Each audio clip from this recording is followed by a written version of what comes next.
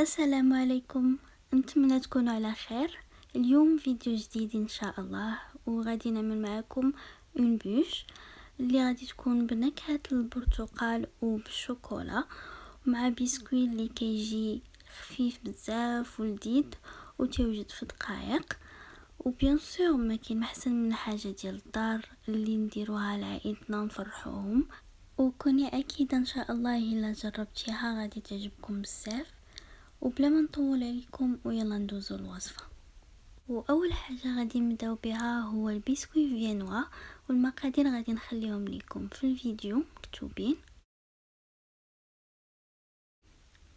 هنايا من بعد ما طربت 30 غرام ديال السكر مع 75 غرام ديال البيض حتى طلع ليا ولا ليا بحال الثلج، كيف ما تنقولوا بياض الثلج. ما عرفتش فين مشات لا فيديو اللي كنت كنطرب فيها البيض ديال البيض، ما بقيتش لقيتها. هنايا ضفت المكونات الاخرين 120 غرام ديال البيض مع 45 غرام ديال صفر ديال البيض، وغادي نطربهم كاملين حتى يتضاعف الحجم ديالهم ويوليو بيضين، ما يبقاش هذيك الصفوريه ديال البيض. من بعد ما طربت البيض وضاعف الحجم ديالو ولا هكذايا بيض، غادي نزيد عليه داك البيض ديال البيض اللي طربت من قبل وشويه بشويه، وانا نخلط ونحاول انني ما نهرش هذاك البيض ديال البيض باش كومسا ما يطيحش لينا الخليط ديال البسكوي وما يجيش هكذاك خفيف كيف حنا بغيناه.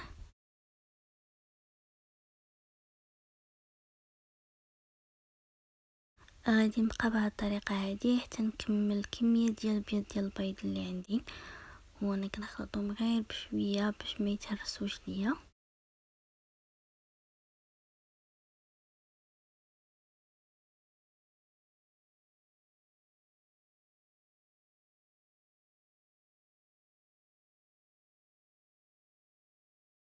غادي نضيف دابا الدقيق اللي غادي نغربلو. من الاحسن انه نغربلوه باش ما يجيش لينا فيه هذوك الكريكبات ويعاون على انه البسكوي يجي خفيف.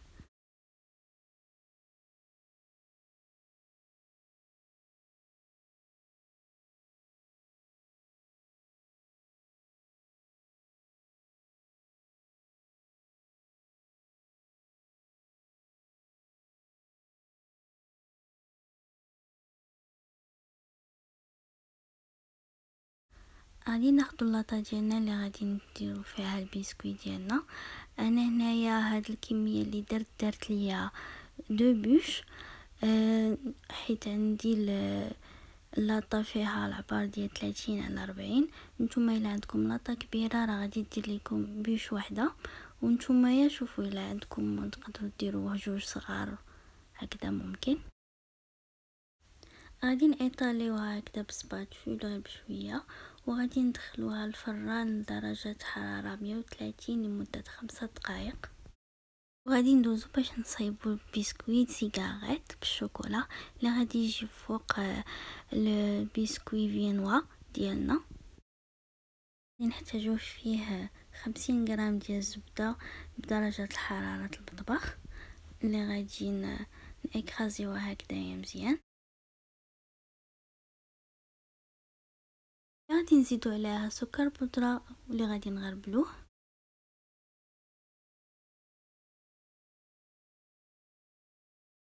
ونخلطو كل شيء مع بعضو حتى يتمزج لينا.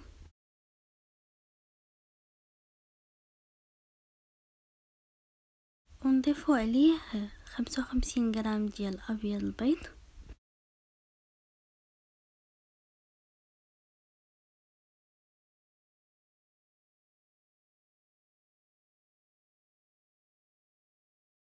من بعد ما خلطنا داك السكر مع الزبده والبيض، دابا غادي نضيفو الدقيق اللي غادي نغربلوه حتى هو باش ما يتكونش لينا لي غرومو، ونضيفو عليه الكاكاو بودره حتى هو نغربلوه. هنايا ضفت شويه ديال الفاني، نتوما الا ما بغيتوش ديروا فاني ممكن ما تستغناو عليه. وغادي نخلطو كل شيء مزيان حتى يمتزج لينا مع بعضو ويعطينا اون بات ليس.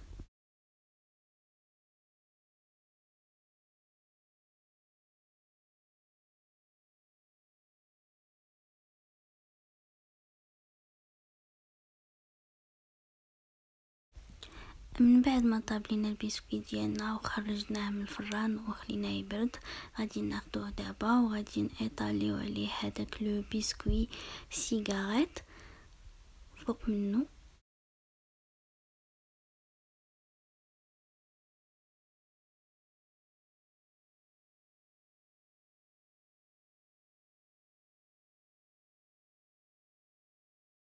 غادي نرجعوه للفران لمدة 5 دقائق على درجة حرارة 150. وغادي ندوزو دابا نوجدو السيرو اللي غادي نسقيو بيه لو بسكوي، اللي غادي نحتاجو ليه 95 غرام ديال السكر مع 70 غرام ديال عصير البرتقال. غادي نخلطو كلشي مزيان حتى يذوب لينا السكر، ونديروه على عافية مهيلة ونخليوه حتى يغلى.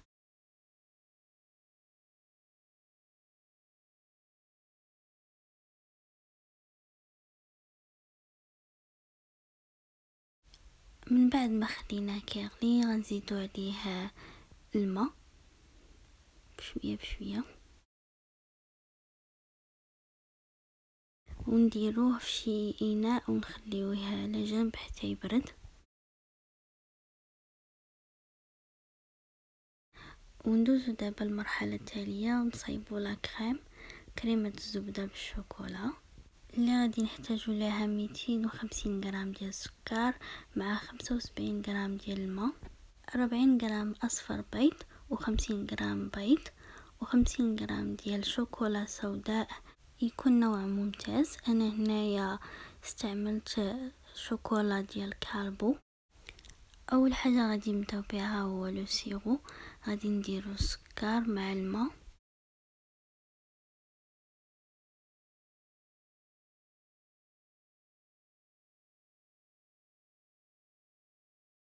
وغادي نزيدو شويه ديال لافاني ونخلطو مزيان حتى يذوب لينا السكر ونديروه على العافيه. نديرو ترمومتر ونعبرو، خصو يوصل 180 درجه حراره.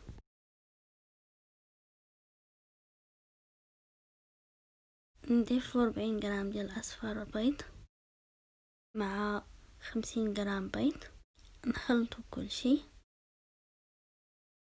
نبداو نضيفو بشويه بشويه السيرو ديالنا. وهنايا كنلقيوه لو بول ديال لا ماشين، نخلطو كلشي حتى يتضاعف الحجم ديال البيض ديالنا ويتغير اللون ديالو. ومن بعد نبداو بشويه بشويه كنزيدو الزبده اللي بدرجه حراره المطبخ، نبقاو نضيفوها بشويه بشويه حتى نكملوا الكميه اللي عندنا. وناخدو الشوكولا ديالنا اللي ذوبنا باش نضيفوه على لا كريم اللي ضربنا من قبل. غادي نضيفوها عليه كامل. انا هنايا اختاريت الشوكولا غيش ديال كالبو اللي فيها 54%. كنأكد على انه يكون شوكولا غيش ماشي شوكولا دو كوفرتور، ويكون ديال نوعيه مزيانه باش يعطينا نتيجه زوينه ويكون مذاق زوين. ودابا غادي ندوزو للطبقه المقرمشه، داك لو كروستيون اللي غادي نديرو فوق لو بسكوي. انا هنايا استعملت البراليني ديال اللوز، ممكن نتوما تستعملوا براليني ديال البندق الا عندكم اي نوع عندكم. وغادي نزيدو عليه شوكولا نوار غيش. كنأكد على انه خصو يكون ضروري غيش ماشي كوفرتور، باسكو الكوفرتور غير السكر. غادي نضيف كلشي وغادي نزيد نخلط كلشي مزيان حتى يذوب ليا هذاك لو براليني. غادي نزيد عليه الفوتين. نتوما ممكن الا ما عندكم شي الفوتين تاخدو كريب دونتيل وتفرتوهم شي شويه.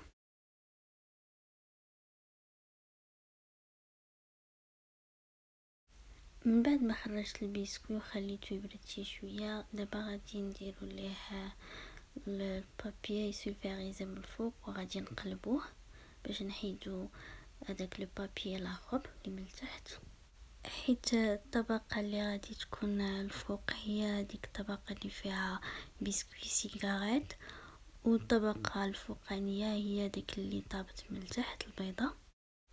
كيف ما كتشوفوا البابي كيتحيد لينا بسهوله وما كيلصقش لينا البسكوي.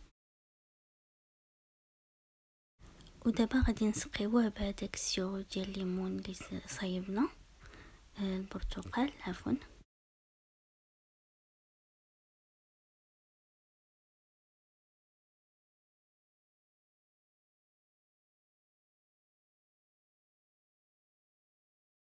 ودابا غادي نحيدو هذوك الحاشيات باش يجينا البسكوي مقاد وما يجيش فيه هذوك جوايح هكا شويه قاصحين. انا هنايا عندي مارميلاد ديال الليمون بالقشور مصايبينها في الدار. نتوما الا عندكم كونفيتور و ديال الدار او لا شارينو ممكن ديروه، هذا اختياري. انا بغيت باش نزيد نعزز النكهه ديال الليمون، غادي ندهنو من الفوق بهذا الشكل هذا، وغادي ندير الطبقه الثانيه ديال الكروستيون اللي بالبخالينه وفويتين فوق منه. نحاول انني ما نكثر شيء بزاف باش ما تجي شيء قاصحه وكثيره. من بعد ما قديت هذاك الكروستيون فوق البسكوي، غادي ندوزو دابا لا كريم وبور، غادي نطاليوها فوق الكروستيون. ما نديروش منه بزاف باش ما يخرجش لينا من الجناب باش نكونوا كنغوليوها.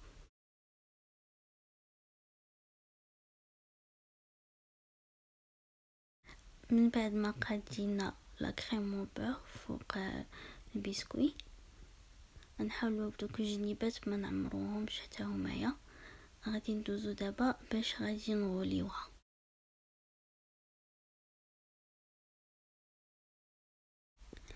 غادي ناخدو واحد شويه هكا غادي نغوليوه، غير داك لو بو هي غير في البدايه في الاول باش كتكون صعيبه، من بعد كتولي كتغولى بوحدها مزيان بحال هاد الشكل هذا. نحاولوا نزيرو مزيان. غادي نجيب بابي فين غادي نحطوها باش نوريكم الطريقه كيفاش نزيروها مزيان وباش ما تحلش لينا.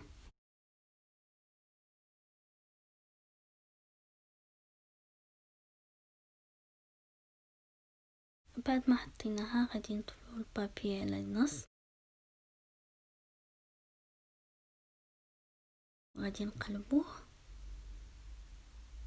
وغادي نجيبو هكذا اللاطه وغادي نبداو ندفعوه، وحنا كنجبدو في البابي من تحت وكنحسو بها راه كتزير. نبقاو غاديين بهذا الشكل هذا حتى تزير لينا مزيان وتجمع هكذا. هادي غادي يخليها ما تجيش تحل لينا من بعد.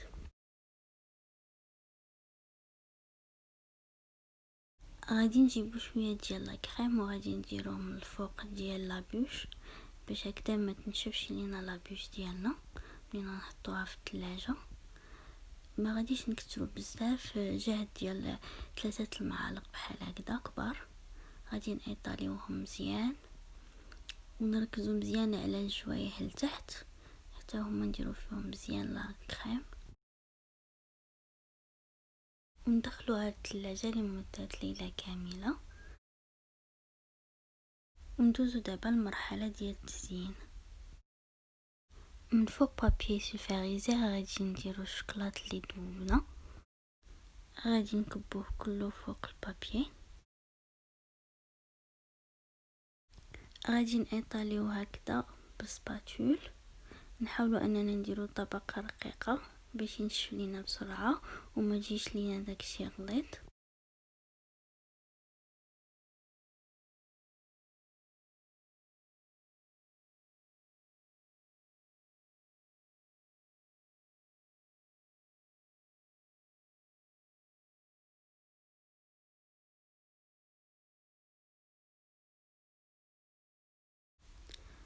ودابا غادي نلويوه. مكاينلاش اننا نخليوه حتى ينشف هذا باش نلويوه، هكذا احسن. كيتلوى لينا ساهل وما كيتكسرش.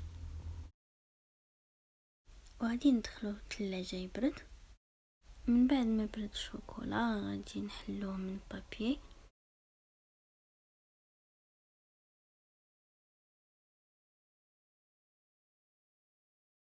وبهذا الشكل هذا نكونوا حصلنا على دي كوبو ديال الشوكولا اللي نديكوريو بهم لا بوش ولا شي غاتو، ولا بحال هكذا نكونوا درنا دي فارين ولا دي كاب كيك ونحطو فوق منهم هكذا.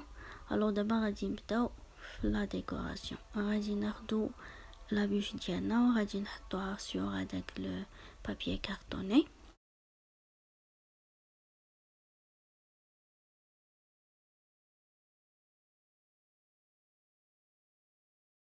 وغادي ندوزو دابا المرحله ديال التزيين. غادي نحطو هكذا لي كوبو ديال الشوكولا اللي صايبنا، نقادوهم وما زوين انهم يجيو هكذا ما مقادينش باش كيجيو على الافي ديال الجذع ديال الشجره ديال لابوش، كيجيو هكذا ستيل روستيك وكلاسيك.